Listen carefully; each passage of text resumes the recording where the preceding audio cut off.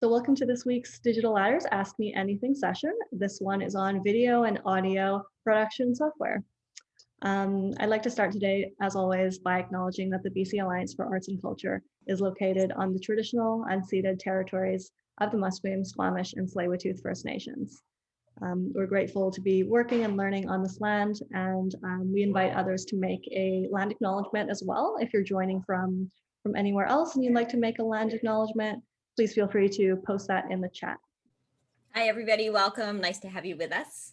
Hope everybody is healthy and having a good day. Sun shines out in Vancouver.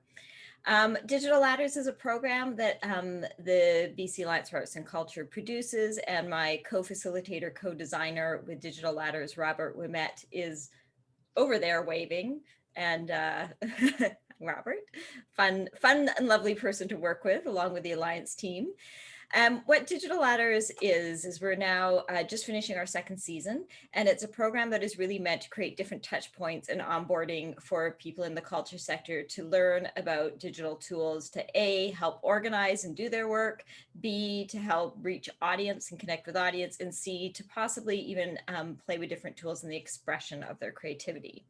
So, with that in mind, today we have with us for our Ask Me Anything, Johnny Kalangis. And I first met Johnny, I don't even know how long ago, probably getting close to 15 years ago.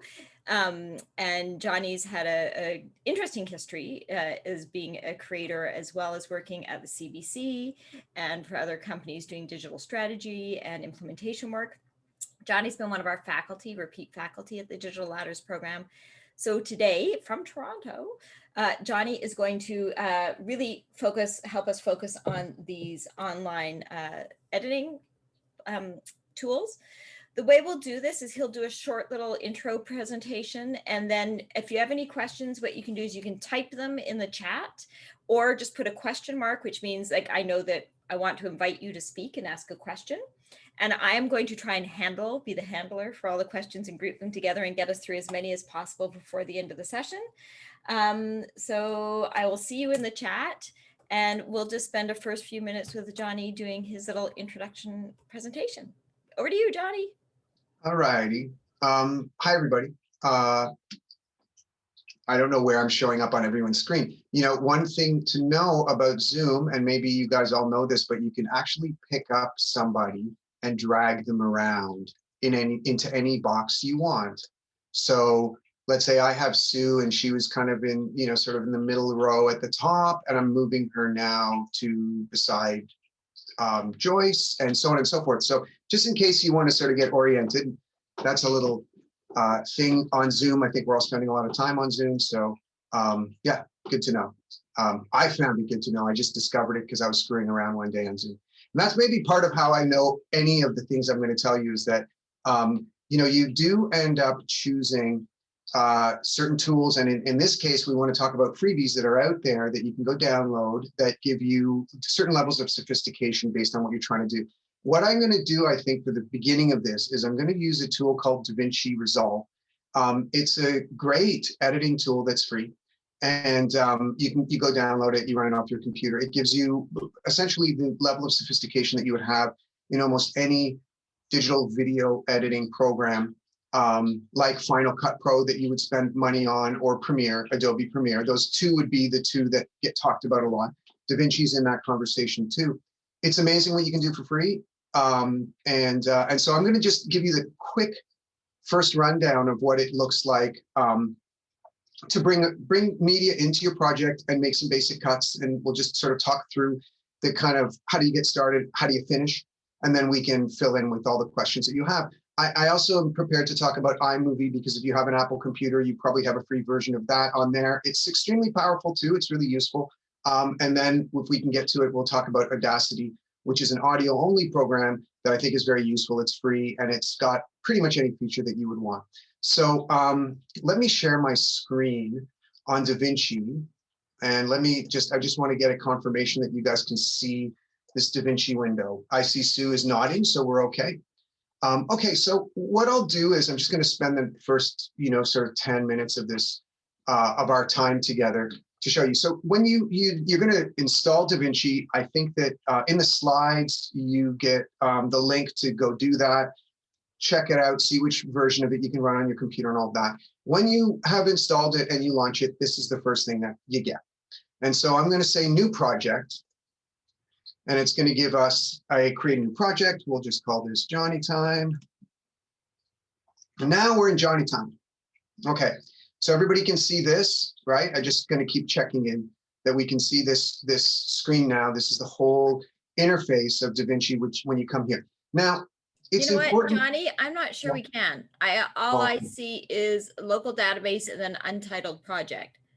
Okay, local database and untitled. Sorry, let's see now. I'm going to stop it for a sec. Yep, and share again. And I'm going to share again. So this is why I got to keep checking in here. Let's Yep, see. that's fine. Now can you see a whole window that's got, media pool at the top and all that? Okay. I can see your mouse moving around. Okay. Right. So you can see my mouse. So I'm going to reframe this a little bit. Now it's kind of cutting off a little bit from what I can see in the window that you can see.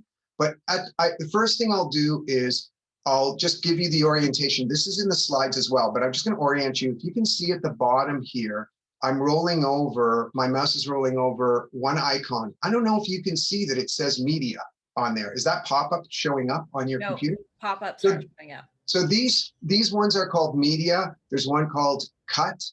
The one that I'm on now is called edit. That's where we're going to spend most of our time today. The other ones are what give this program its real sophistication. This one's called Fusion.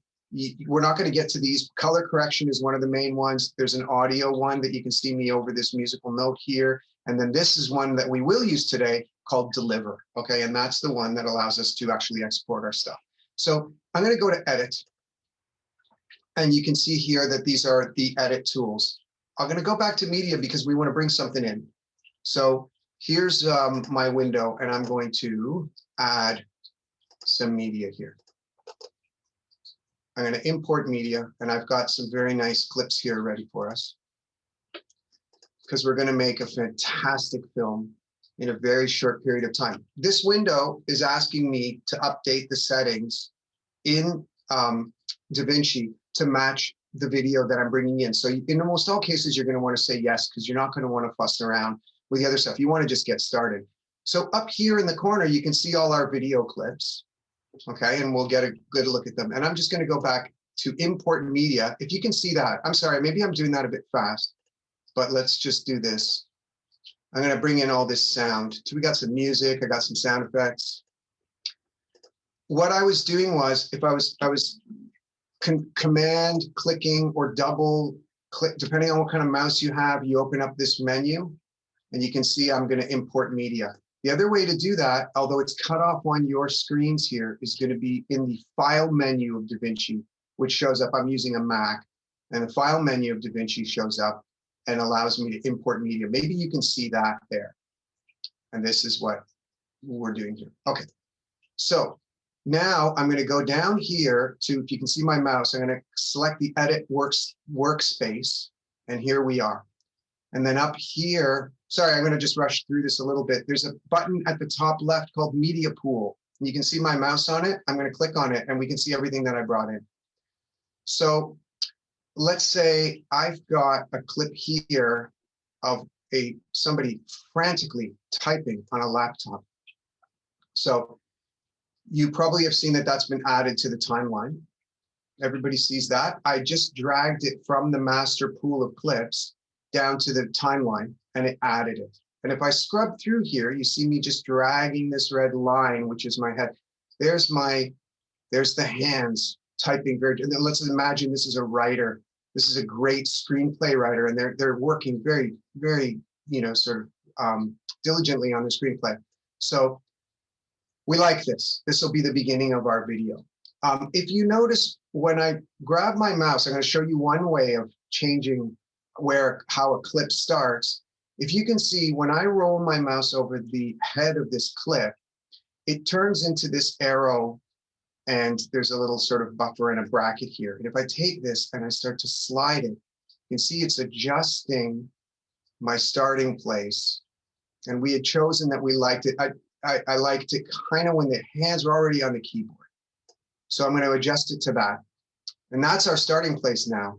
And if I drag this back to my 0 point, we're good. So if I hit the space bar now, we can watch these hands are going. So this person is writing, they're writing, they're writing. Let's say that's probably enough.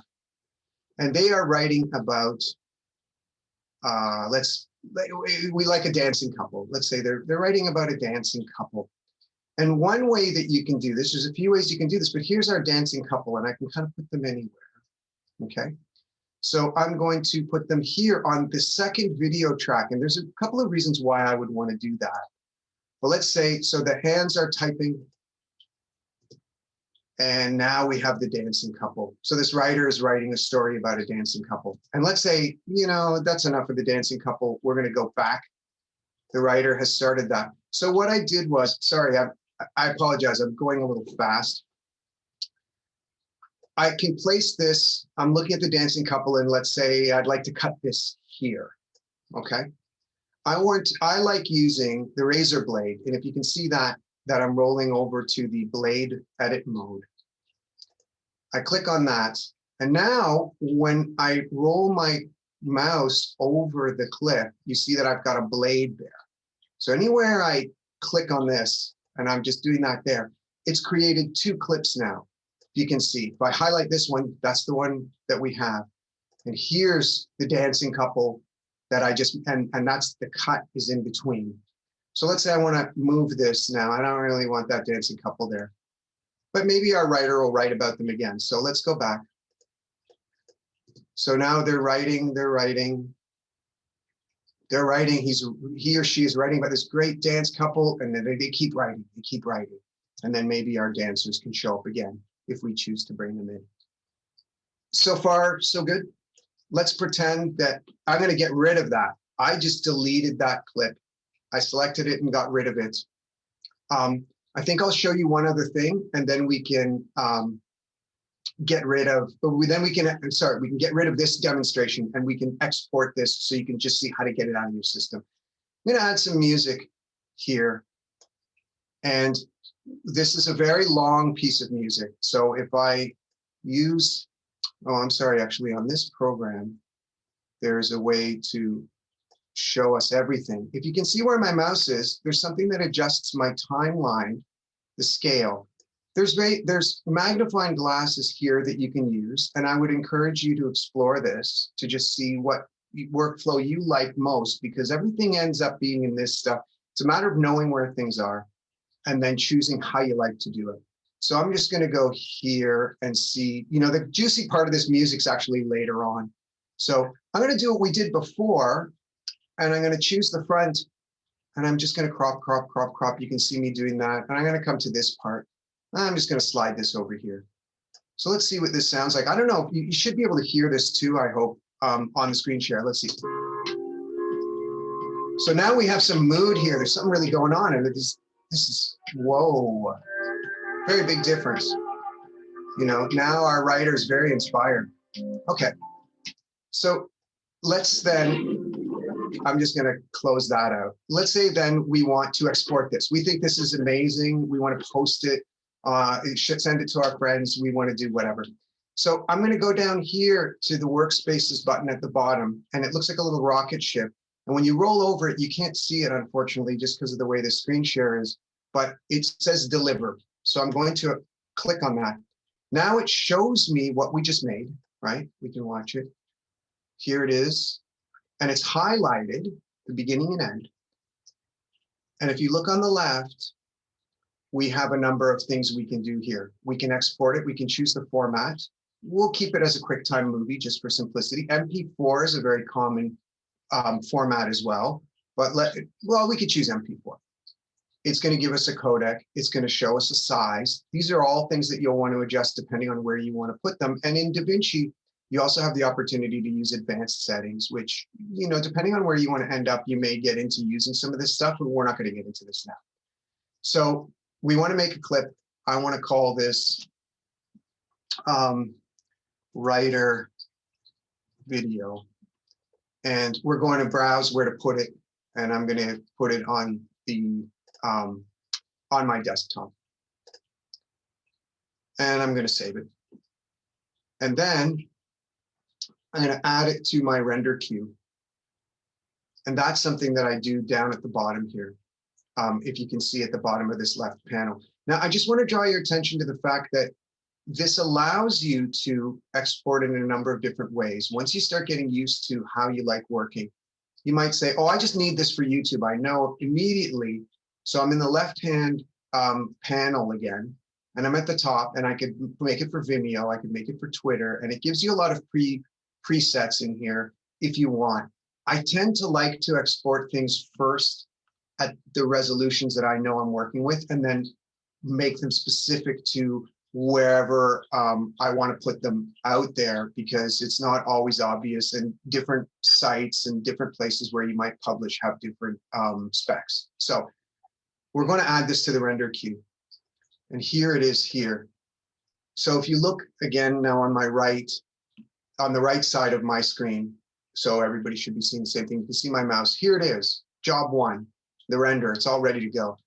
And there's a button here that says render, which means that if we wanted to export this in a bunch of different ways, so let's say I said, okay, now I want to make this, you know, some other format, that I could add it to the render queue and it would show up as job 2, job 3, job 4. So I don't have to do them each individually. I can just spit them all out in one shot. So I'm going to just press render. And now it's doing it. And as you can see, it's actually showing us doing it. There's something very fun about watching this happen. But really, you get used to it and then you walk away. But for now, we can see this green line is sort of saying, hey, Johnny Time video is actually being made, and it's going to end up on my desktop in a second. So I'm going to, we'll just wait for this, and then we can finish this off. And hopefully this has been useful. I apologize if it's too much too fast, but let's see. So I'm going to change my shares. I'm going to stop sharing for a second. I'm going to share my desktop here for a second. And you're going to see, do you see all of yourselves there? Is that something that you see, Sue? No, we see DaVinci. Oh, now you're moving DaVinci. Now we see. All right. So here's our video. So interesting thing. I'm gonna actually make this kind of 2 lessons. So here's I'm going to open it with QuickTime Player. I'm on a Mac. I'm going to open it with the QuickTime Player, and here's our video. So it worked out pretty well. It's pretty fast, instant video. We got music, we got dancers, we got inspiration. It all looks great. We didn't do anything like color correct it or put any filters on it, but I want to show you a really quick trick here, because what happens is people want to make videos, and we just finished talking about this, Sue and I and Joyce were talking about this. And so let's say you've made this video, but you really want it to be a good experience on Instagram, and you might have even shot it using your phone. So the video is actually not landscape. That's what this would be called, and it's portrait style. One easy thing to do, if you don't want to get into changing all the settings, is you can rotate that video around in the edit. You can do it here too. So what we can do is, let me just get here. I can rotate left. And let's say this would be, now this isn't because of the orientation, but let's just say this was somebody talking into their phone and this was actually set up for Instagram. You could rotate it in QuickTime and save it again. And then it'll be something that will be friendly to this. And then as we know in Macs, if we saved it that way, then we could share it. You could add it to your phone, and then it's ready for Instagram. So those kinds of little tricks I think are useful. That's something you can do in iMovie. It's something you can do in DaVinci too. But this is just something that QuickTime Player actually gives you the opportunity to, if I save this and I put it this way, then it would show up on my phone in a very Instagram friendly format. So I didn't have to go into Instagram and then start trying to rotate it in Instagram and then reframe it in Instagram, because it's all, you know, sort of all over the place. I think that I'll shut up now and I'll stop sharing my screen for a second, just see what we want to talk about. But hopefully that works. And then again, we could talk about iMovie. We've got slides. We could talk about audio programs, whatever you guys like. So awesome. I'm out. Awesome. Great. Thank you, Johnny. No, it's helpful to have a look. I mean, it's so amazing to think we can do things that quickly and easily, and that DaVinci is free, so that we can do these little things, even if it's just for social media. There was a question of, did you render it twice? And if so, why? Or was it just, you were talking about that if you were to do different versions? Oh yeah, no, I didn't in fact render it twice, but I might render it twice because I want to make a smaller movie that I can send to a friend. and I just want to send it to them in an email or on a phone. And then I want to render it at the highest resolution I can because I want to publish it to YouTube or Vimeo. So in that case, as I was showing you guys in the deliver workspace, you can choose a few and it'll line on the left, you would make those choices and then they would line up on the right in that render queue. And then you could line them all up and make sure you have all the different places you want to put them out there and then hit render and it would make them all for you and put them wherever you want. Like it saved them out to whatever directories you have on your computer that you'd like to find them in. So you don't, I mean, one thing that happens to me, excuse me, I'm just drinking some coffee because it's afternoon for me, is you end up kind of saving stuff and then you forget where you put it or you don't know where it is and you got to go sort it out, so I think DaVinci helps you stay organized. And again, the color correction tools, the filter tools, the sound work that you can do in something like DaVinci really allows you to make your stuff sophisticated. I think iMovie is a really good tool as well. And it's free and it comes on every Apple computer you get. And there's a lot of nice tricks you can do with it. But in the end, it's not as sophisticated. It doesn't export at the same amount of data and give you the same sort of flexibility as something like DaVinci. But really, if you do end up becoming good at iMovie, you can make really good videos. So I sort of hold them both up and you'll see in my slides, what I tried to do is give you the basic orientation, sort of just give you a sense of where you'll find things because both of them have put things in different places. And then what I think maybe some of the advantages and disadvantages are of both programs, but it's dead simple. So, I didn't write an essay about any of them.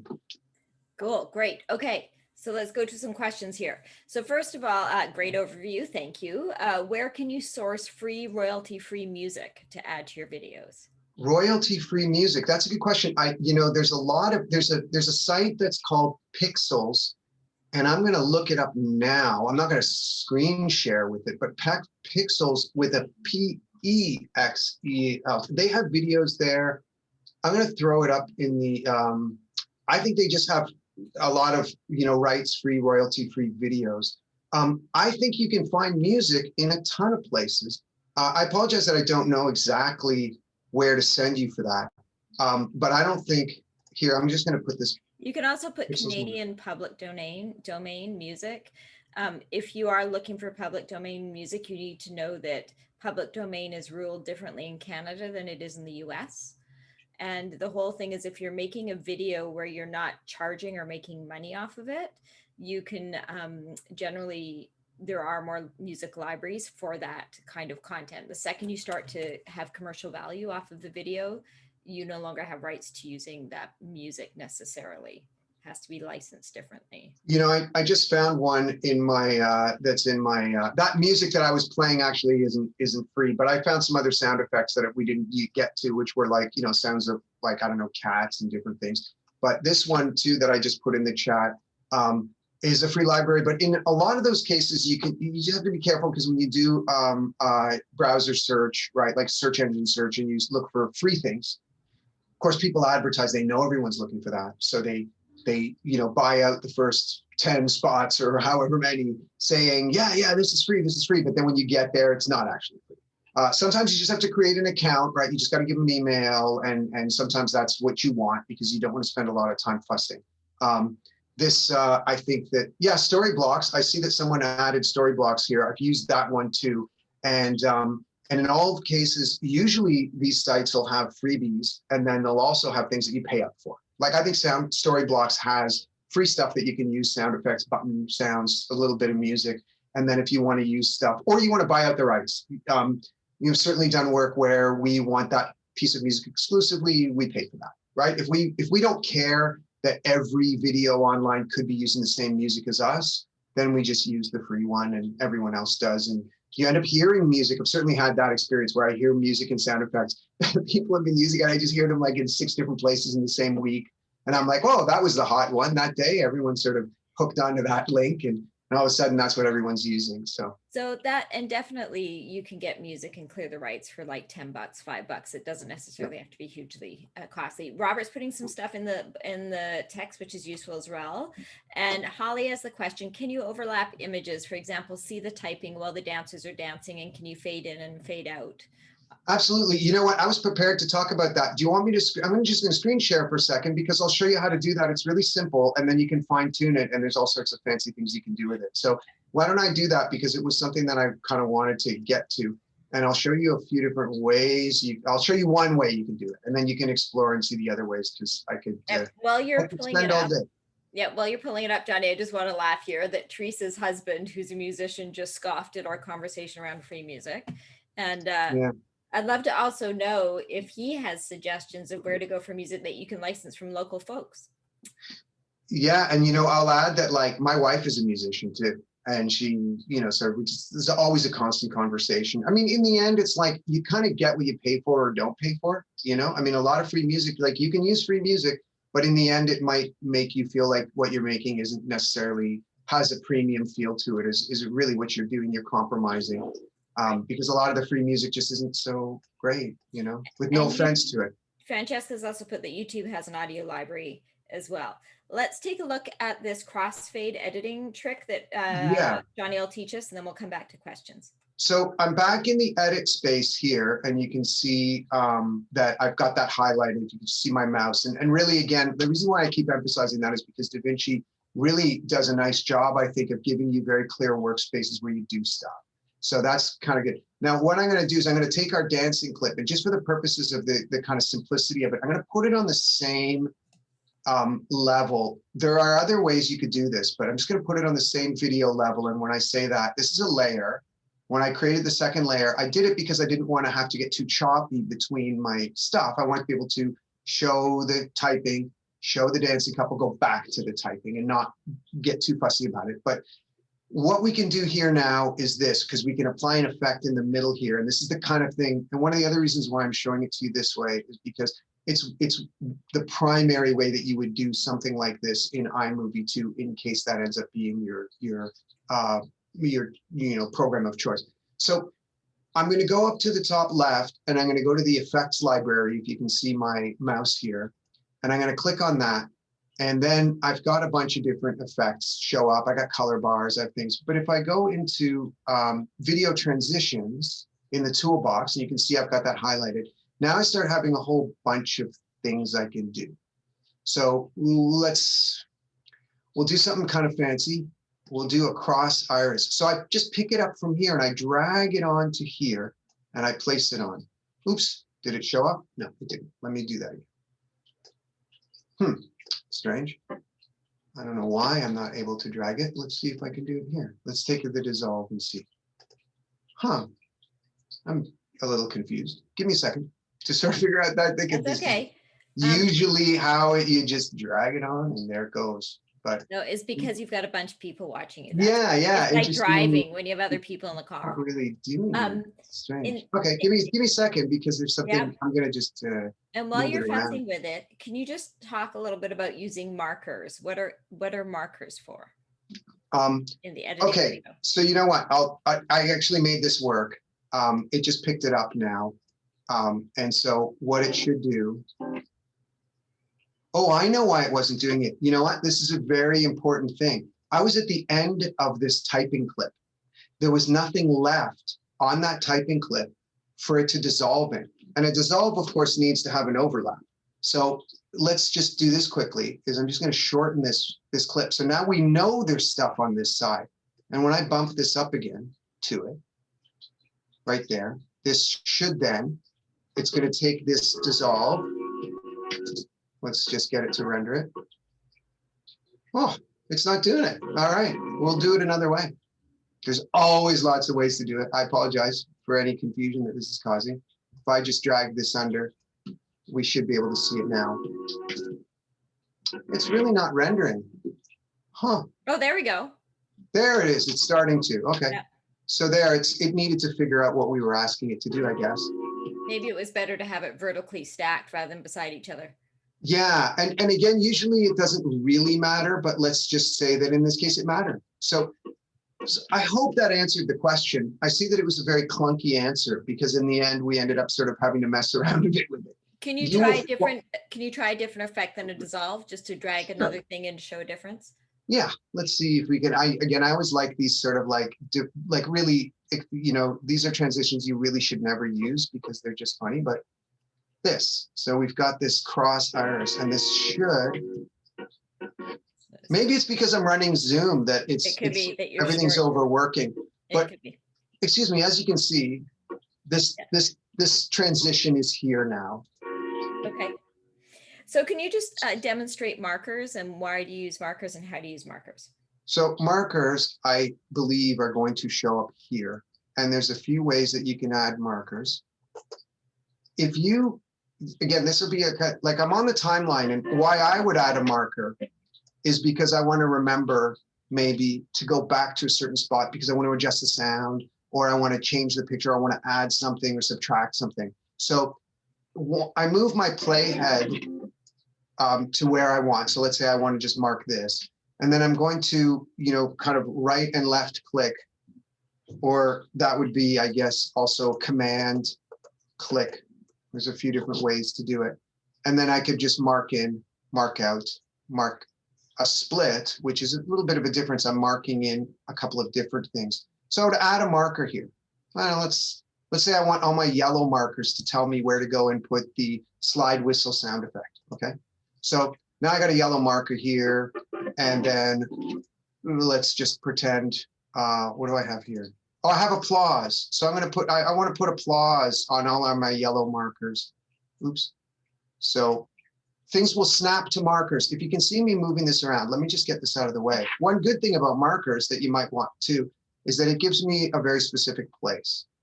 So now that'll snap to it. And now my applause shows up where my marker is. But markers really are just, what happens is, you know, we're looking at a minute-long clip here. I've edited feature films. So you have a timeline. I tend to have to divide those up into a number of project and timelines because managing an hour and a half in one of these timelines where you're looking for something and you're going like this, you can see me just sort of expanding. You can imagine how crazy that can get. So markers become a really good friend when you start having bigger and bigger projects. So I hope that answered the question. Great. That's why you would use them. I don't know if you'll get much into them depending on the length of your videos, but I'd leave that to you. Right. So that's often a tool for a longer, more complicated piece than if versus if you're doing a.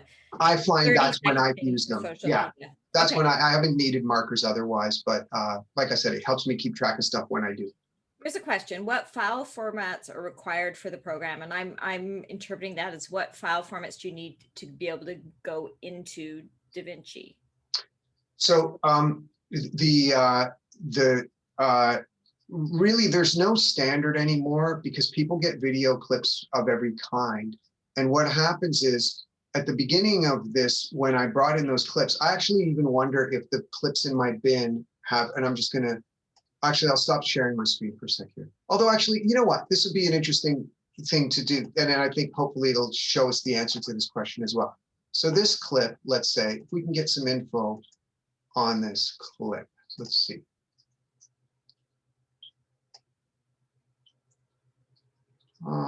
No, it doesn't, it's not showing us here. So I'm not gonna fuss with it. Most of the time, you know, ideally, all the clips you have in a project are of the same, have the same specs. If you're shooting on your phone, you know, you can really shoot at high qualities these days. So the camera that everyone's got in their pocket allows them to shoot at you know, high qualities. I think it depends a lot on what you want to export at, but DaVinci will adapt.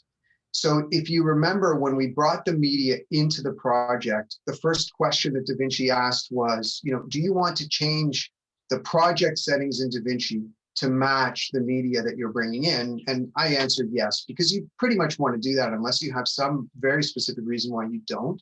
And then what it'll do is it'll read through all the media that you have and it'll say, okay, you want to be at this size, at this spec with this, and you're set. So DaVinci will do that work for you. There's no rule. It almost, in all cases, won't stop you from bringing some things in. Unless you're using really old codecs. I've noticed that if you have some very old file that was exported in some strange, like, I don't know. I hope people don't remember things like the real player. I mean, I know Sue will remember that. Rob will remember the real media player and some of those things.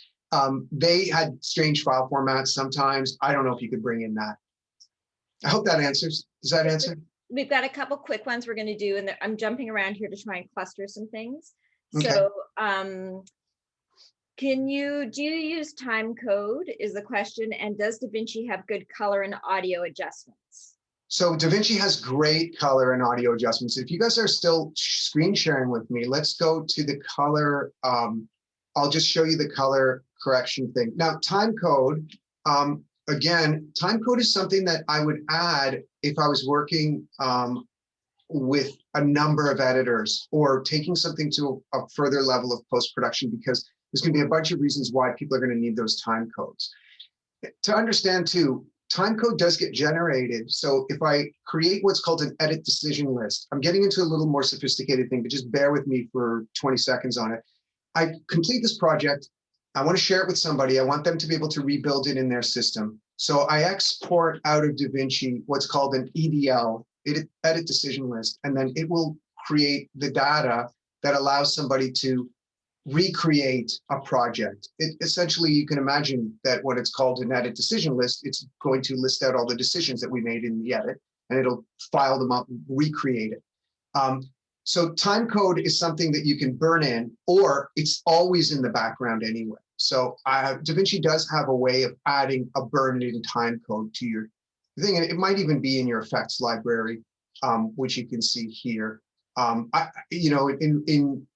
In case we could actually just sort of see generators. It'll be here. There'll be a time code generator, I suspect. Here, let me just get rid of that for a sec. Cinti color bars. No, I'm not sure. I'm sure that you could generate your own if you see some of the numbers that are floating around on the interface.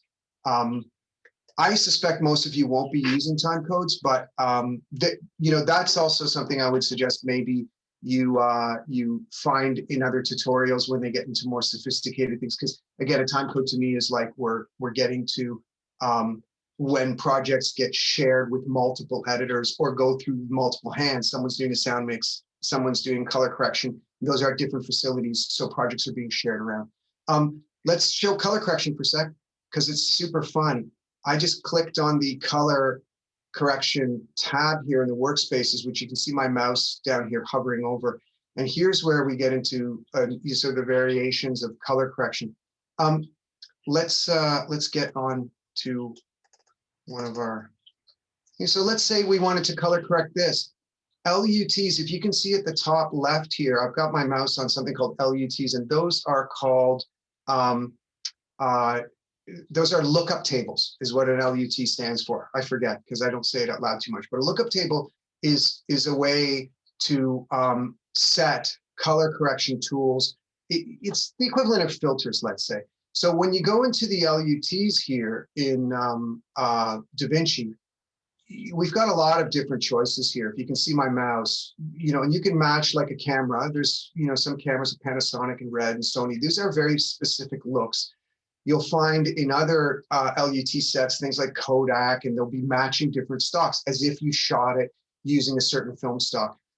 Let's just pick, let's see, is there like a film looks? Film looks. So let's keep an eye on our,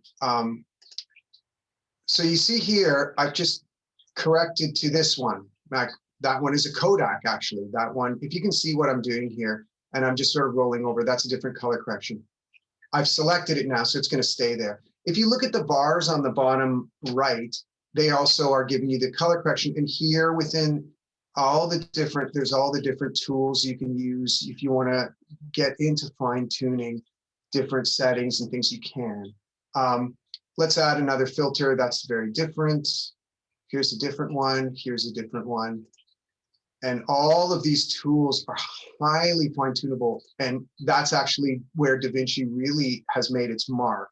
You can see all the different ways that you can change what your colors look like here. So DaVinci's amazing at this, and it's one of the reasons why it has a pro version. This is the free one. What you're looking at gives you such an incredible amount of fine tuning and opportunity. If you get the paid version, which isn't too expensive, but I can't remember what it costs, you get even more.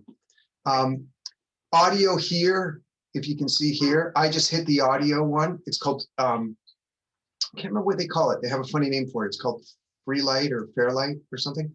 And this is the workspace that gives us all of our tracks.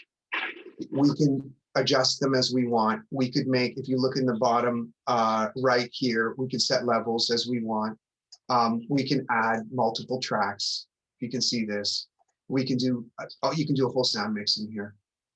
I hope that answers the question. I mean, I think that this gives us a really good sense of the power of this particular tool. This is why I think it's a great place to start if you're serious about trying to advance your skill. You don't just want something to get you through, you know, topping and tailing a video and then being able to export it.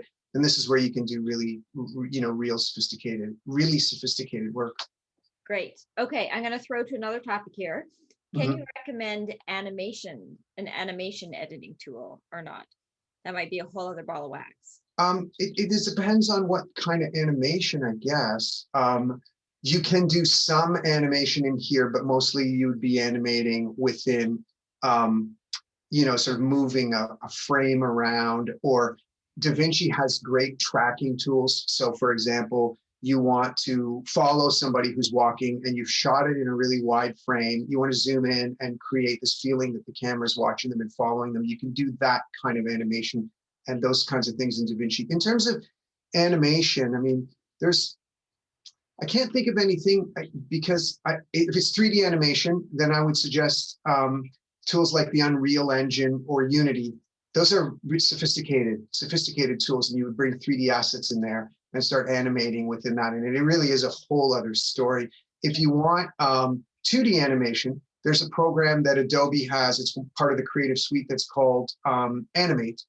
And it is based very much on the old Flash tool, which might sound familiar to people because everybody used to have Flash sites and everybody used to have a Flash plugin on their browser. And then you might have started getting, you know, alerts over the last little while saying we're going to discontinue Flash with your browser. I know I was getting them on Chrome, and Flash was a, you know, so really, again, really robust, powerful tool in the 90s and maybe early 2000s.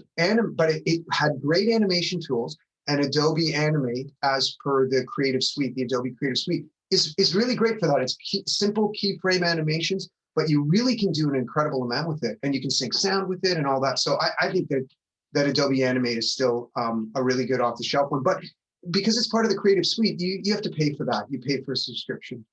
Okay, and Robert's also put in here, Blackmagic Design has a free version of Fusion for animating graphics. Yes. Like Fusion is here. Fusion's at the bottom here, and I'm over it again. And this is where you could create animations using this. You have paintbrushes, you have a text tool. You know, we could do this. This would get sophisticated quick. I would really suggest that people experiment with it if you want, or watch a tutorial about it. But for sure, it's good. And this is again a nice differentiation between DaVinci and iMovie.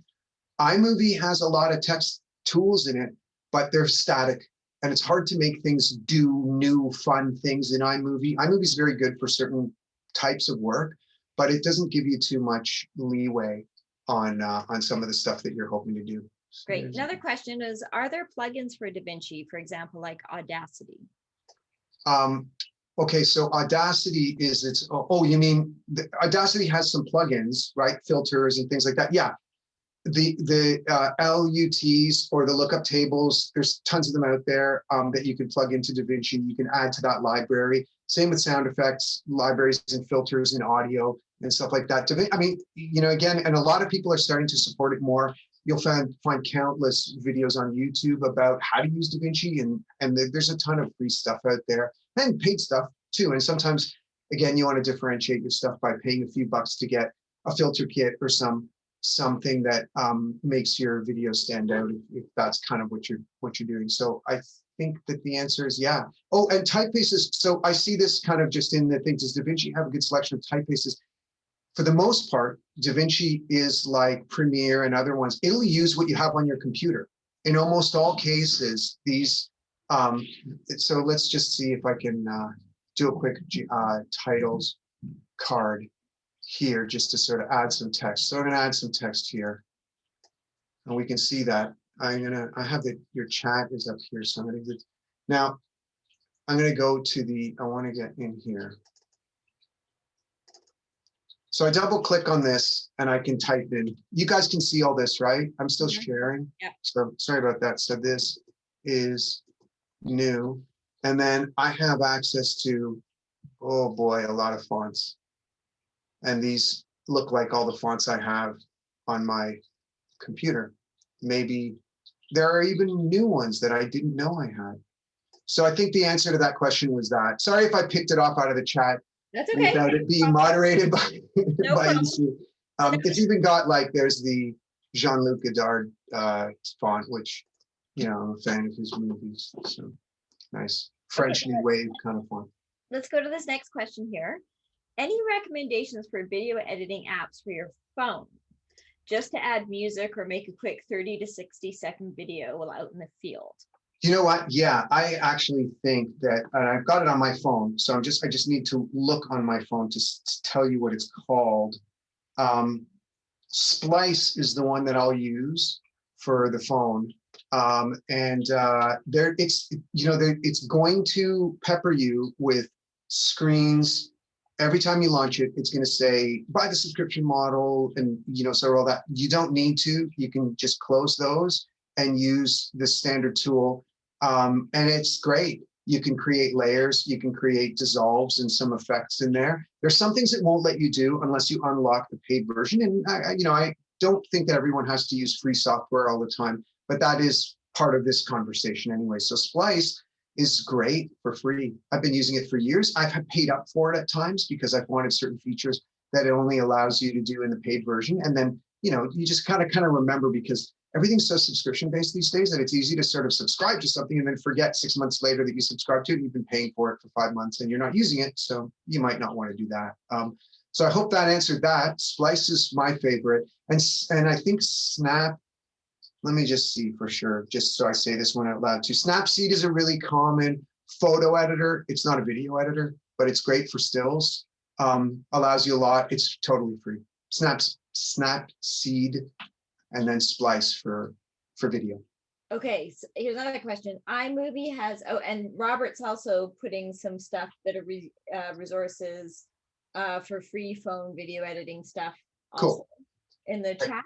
iMovie has a set trailer layout, makes it easy. Does DaVinci? I'm guessing, I'll tell you, I apologize for not knowing the answer entirely. I'm guessing that DaVinci does have some templated stuff like that. I tend to not use that. I guess maybe because I came to DaVinci, I was an editor. I learned how to edit film, using VHS machines and then cutting on an actual Steenbeck where you sliced film and you taped it together and all of that. So the idea of a template was never anything I opened. So I haven't noticed that DaVinci has templates, but I'm going to guess that they do. I'm also going to guess that if you didn't find one in the actual program when you downloaded it, you could find templates out there that you could download and then just run in DaVinci, and they would give you the kind of structure that a template offers. Because there's lots of reasons why people use templates, and I'm not against them. I don't default to them. So I wish I had a better answer than that. No worries. Okay, I want to go back to Teresa's husband saying around the music piece that he suggests contacting music schools with there's a lot of young composers looking for experience if you're looking for original music. Of course, that's a couple steps of production. So if that's what you have the capacity to do. And then there's also the discussion of making sure that you get, I believe, sorry, my chat just disappeared on me, but just the SOCAN rights, and you make sure that you're clearing stuff. And so again, that is one of the things you need to consider if you are using people's music, is that you are doing it correctly. And they said GVPTA, which I'm not sure, Greater Vancouver, something. I don't know what that would be. Did a seminar discussing royalties. It was difficult to contact SOCAN, Amber, YouTube to inform them that you have rights to music. I guess if this is original music. YouTube will shut you down as soon as they suspect infringement, even if you have permissions. So I guess that's a warning from Phil around using original music. Okay. Greater Vancouver Professional Theatre Alliance. Of course that stands for. I could have made up something, but I didn't. Well, you know, I'll even add, like, YouTube has an algorithm in there. So if you upload music that has any potential to have a rights, it knows before you've even, like, almost immediately, as it's encoding it and getting it ready, it shuts it down. It's like, that's an original thought. Yeah, it just sends you, think, hey, you're using the Beatles. You're not allowed to do that, or something like that. Right. Okay. Okay, so I feel like I'm on top of all the questions. Does anybody else? The only question that we didn't get to is if you're going to do a iMovie demo, which I don't think we have time for. And also, Holly, you asked about specs. What do you mean by same specs? And the specs are sort of like, if I have it right, the qualities of that asset of media, and that you want to make sure you're putting a triangle into a triangle space, a circle into a circle space, a square into a square space. But if you have a triangle, sometimes the thing is clever enough to say, oh, do you like us to put that into a square so you can use it in our program? And you go, yes. And then it changes the specs. How's that for very like kindergarten explanation? I think that's a good explanation. I mean, I would say that, like, I'll give you the grade 8 explanation just to sort of bump it up a tiny bit, just to sort of get, but what I'll do again is I'll just, and it's really not because I'm super excited about always sharing my screen, but just because I think that this will just give you a really quick idea what that looks like. So I'm in DaVinci again, I'm sharing it, and I'm going to go to the deliver window. All of this stuff, especially when you get to advanced settings, something like resolution, 1920 by 1080, frame rate, all of these are specs. An MP4 is a spec, you know, it's a codec that file is using. If we chose to format it a different way, if we went to QuickTime, then QuickTime would give us the specs that you can use using QuickTime. So now we're sort of drilling down. So let's pretend we're using Apple ProRes. Well, that gives us another. What kind of ProRes do you want to use? These are all specs. In ProRes, we could make it Ultra H, like we could just go crazy with the sizes and all of that. All of those kind of specs. Audio has its own specs too. You'll see in the slides, because we're not getting to it. I think I put in the slides about Audacity that, you know, 44.1 is the spec for kind of CD quality, 4800 is the spec that people use for film sound, and, you know, all of that kind of, yeah, all those things count as specs. Does that help? Does that elevate it a bit, Sue? No offense to your description. The next question is, well, how do you know which one to choose? Which my answer is depends on where you're putting your media. Yeah, I think that's the best choice. And then you can always, so let me actually, the one answer I would say is that always choose the best one you can. Meaning, if you're shooting on your phone and it matters that you can then, I want to shoot this, you know, bird flying. I want it to be beautiful. And then it'll get compressed and put online, so it won't look as beautiful. But if I could, and my phone allows me to shoot it so that if I wanted to project it in the hugest space in an art installation, it would look beautiful, then you can always try and capture everything at the very best you can, and then work at something that your computer can work at too. So there's kind of two answers there. One is try for the best quality, because then you can always scale down and scope down. But of course, if your computer won't run a video because it's too big, it's, you know, sort of much too big to work.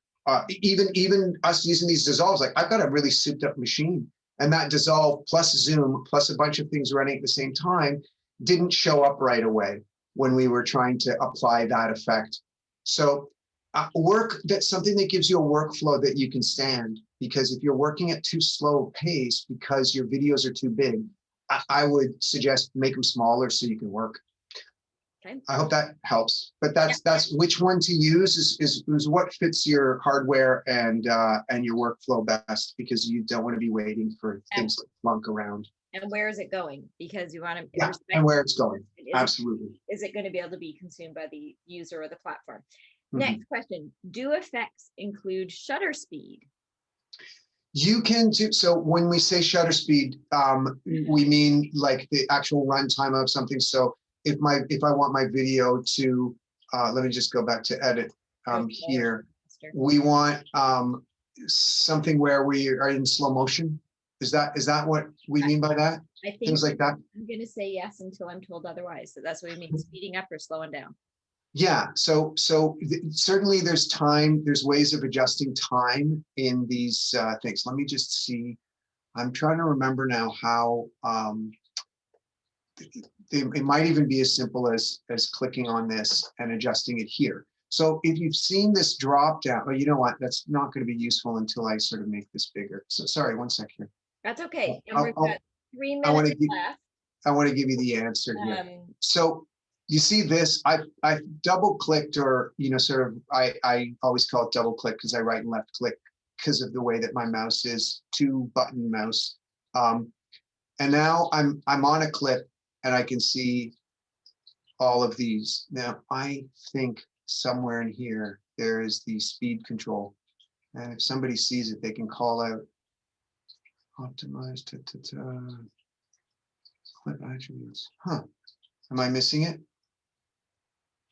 Is it retime controls? Yeah, thank you, Nancy. So what happened there? I just chose it, didn't I? It could be that you're having a load problem again. Yeah, I might be having a thing here because we want to slow down these dancers. And Robert's putting some other information there around specs and being aware of where you want your piece of media to go, what the specs are that they require, and working with those platforms. Oh, speed change. Here we are. Okay. So what I've done is I've selected the clip and I've gone to the video panel on the right, if you can see where my mouse is. And we have speed change here. So I want to open it up and I can speed this up or slow it down. Can you see me? I'm dragging the percent of my clip. Okay. I think that's good, Johnny, just to show where to play with it. Yeah, and then you see the red line on top of my thing. It means it's going to render it. So you know, you can find that, and it's probably, oh, I forgot that. So it's rendering now. It's working on it, and it slowed it down. And there was applause again. So. And we're 1 minute to 1 o'clock, and I know we all have clicking like 7-second commutes to our next meeting. So I'm respectful of the time. So a few other things, email, the link to the video is going to be posted on Friday. And along with Johnny's slides, which Joyce will distribute. I just want to say thank you, Johnny. I knew it was going to be a quick romp. Thank you, everybody, for your time. And I want to also say thank you to the Canada Council and the BC Arts Council, who provide the funding for us to be able to do digital ladders and all these different parts of the digital ladders universe. Thank you. We have another Ask Me Anything next. We have 2 more left, so you can go to the digitalladders.ca website to see what they are. They're also in your lovely tailor-written newsletters from the Alliance. But just thanks, everybody, and thanks, Johnny, for spending the time. Thank you. I hope it was useful. I hope it was. And again, there's so many resources out there that if there's anything I couldn't answer, which is there's a million things, then you can find the answer out there. Reach out to us again too. Yeah, it's great. And it's just lovely to see everybody here together learning. Everybody, please stay healthy, stay inspired. Thanks so much for joining us, everyone. Hopefully we see you next week. Bye-bye. Bye.